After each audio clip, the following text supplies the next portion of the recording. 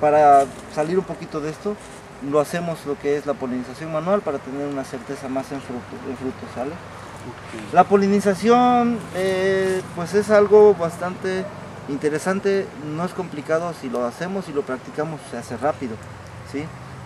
Lo único que hacemos, bueno, vamos a tratar de hacer una estructura de la flor. La flor contiene, o la orquídea, 5 pétalos, de los cuales en medio trae un sexto que es un pétalo modificado que se llama labelo. Y este labelo protege lo que es la columna. La columna es donde se encuentra lo que es ambos sexos. Todas las orquídeas son hermafroditas. Entonces contenemos lo que es en la punta de la columna un casco donde vienen 2 granitos de polen. Y luego consecuentemente viene lo que es una pequeña membrana, que es lo que obstruye al sexo femenino. Entonces esa membrana es lo único que nos está tapando que no se adhiera lo que es el polen. Lo único que hacemos, bueno, en este caso mi instrumento es un pequeño palillo, ¿sí?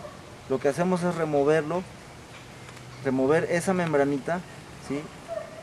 Con el palillo, y con el dedo pulgar y el índice sostenemos y aplastamos el polen. O sea, es una acción muy pequeña. Igual y después lo podríamos practicar a lo mejor con una orquídea, no necesariamente tendría que ser de vainilla, es la misma técnica. Entonces esto se hace pues instantáneo y rápido, y pues igual y certero. Después de que polinizamos, ¿sí? La flor de la vainilla solo nos dura aproximadamente medio día, ¿sí? Son unas horas, 6 horas tal vez. Desde que sale el sol, abre la flor, ¿sí? Para eso debe de haber una buena luz, una buena iluminación de sol, porque si amanece nublado, de hecho la flor no abre muy bien, y posteriormente llegando al mediodía se empieza a cerrar. Nosotros debemos de polinizar, ¿sí? en una hora temprana, ¿sí? Porque la humedad no lo permite. La flor está en su pleno apogeo para hacer la polinización. Después, cuando polinizamos, la flor se va a cerrar, polinicemos o no, se cierra. ¿Cómo nos damos cuenta que fue una buena polinización? El tallo de la flor empieza a desarrollar, ¿sí? La flor se seca pero no se cae. Si vemos que a los 3 días, 5 días la flor se cerró y no se secó y no se cayó, como podemos apreciar en algunas de las que tenemos aquí todavía, por aquí todavía tenemos los pétalos secos de la flor, o el pezoncito que le decimos. Aquí está otra, ¿sí? Desarrolla el tallo de lo que es la flor.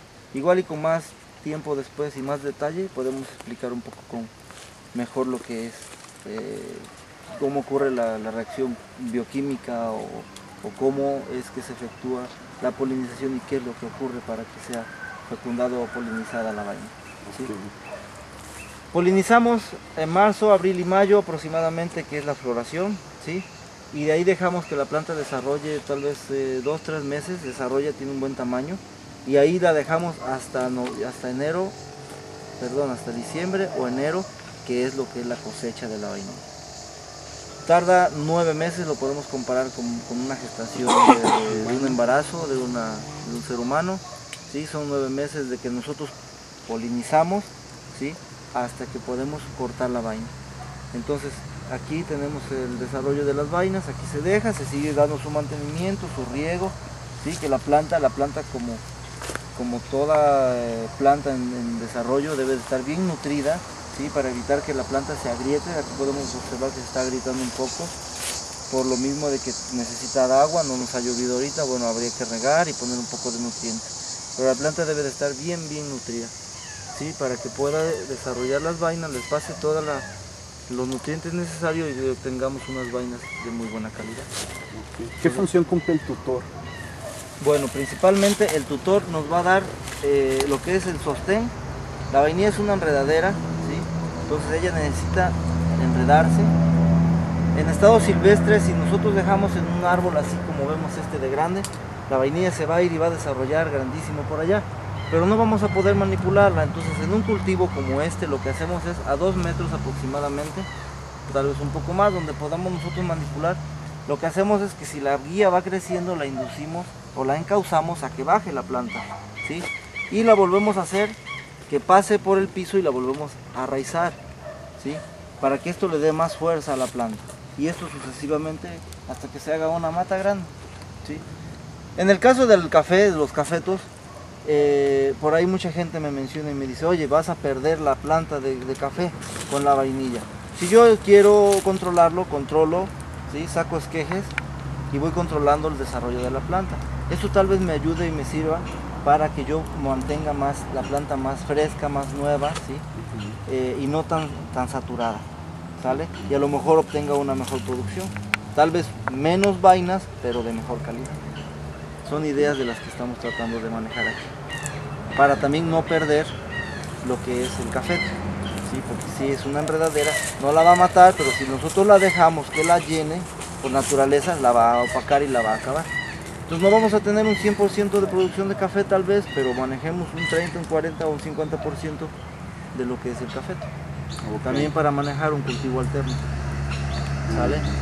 Sombra que le tenga que propiciar. Así es, en los cafetos manejamos cerca de un 50% de sombra, entonces ya tenemos favorablemente un clima que donde podemos meter a la vainilla necesita un 50% aprox, ya tal vez sea un poco más, un 60, un 70, porque ya ahorita el sol está demasiado fuerte, ¿sí? Entonces debemos de jugar con este cultivo.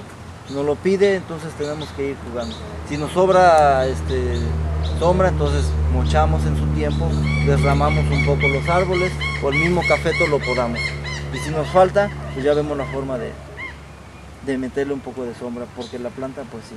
De hecho el sol, necesitamos el sol para estresar a la planta, para que pueda florear.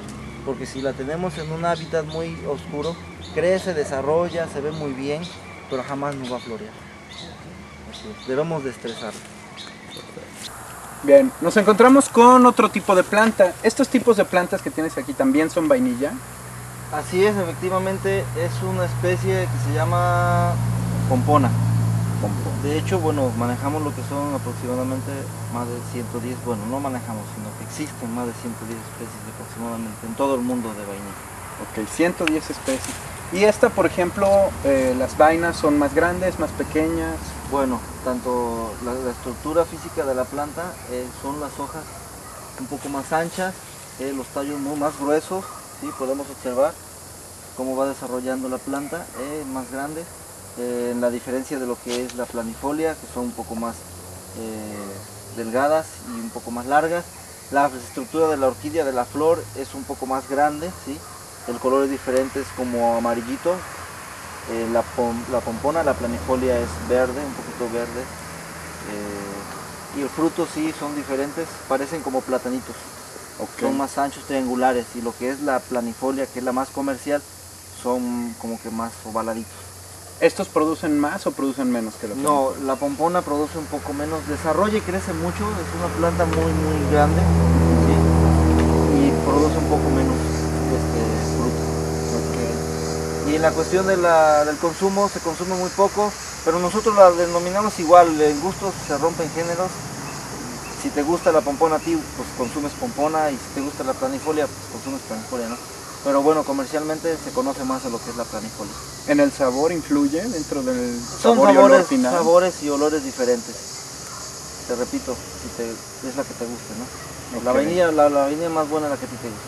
Okay. Pero sí son diferentes los sabores y olores.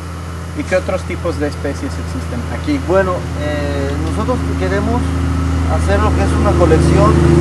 De hecho ahorita manejamos o tenemos lo que son cerca de 7 diferentes especies cultivables, que es pompona y planifolia, que son las que se cultivan y se comercializan. Las otras, algunas no dan fruto, algunas son inodoras el fruto, algunas no dan flor, ¿sí? Y algunas otras que tenemos pues apenas son plantas pequeñas que vamos a ver cuáles son, ¿sí? Pero por mencionar, pompona, planifolia, tal vez insignis, inodora, odorata, son algunas de las otras especies que podemos conocer como vainilla. Okay. Y todas ellas se desarrollan de la misma manera, es decir, la manera de sembrar todas son iguales. Así es, todos tienen el mismo sistema, ¿sí? Son enredaderas, algunas son más delicadas que otras, algunas ya están extintas, otras en peligro de extinción. Bueno, por ahí un comentario, la vainilla en sí, toda en sí, podríamos denominarla en peligro de extinción, porque ya no se produce tanto, hay poca comercialización en el país, poca cultura de consumo, ¿sí? Y como la propagación desde hace muchísimos años ha sido por medio de esquejes, la información genética de una sola planta ha venido creciendo la misma, ¿sí? Entonces, si llegara a haber alguna plaga o alguna epidemia que atacara la vainilla, podría extinguirla demasiado rápido a todas. ¿En el país? En el país o en el mundo, en donde se produzca. Bueno, si se llega a controlar en un lugar la epidemia, pues igual ya no pasa para otro lado. Pero si llegara a suceder, sería una catástrofe para lo que es la producción de vainilla. Okay.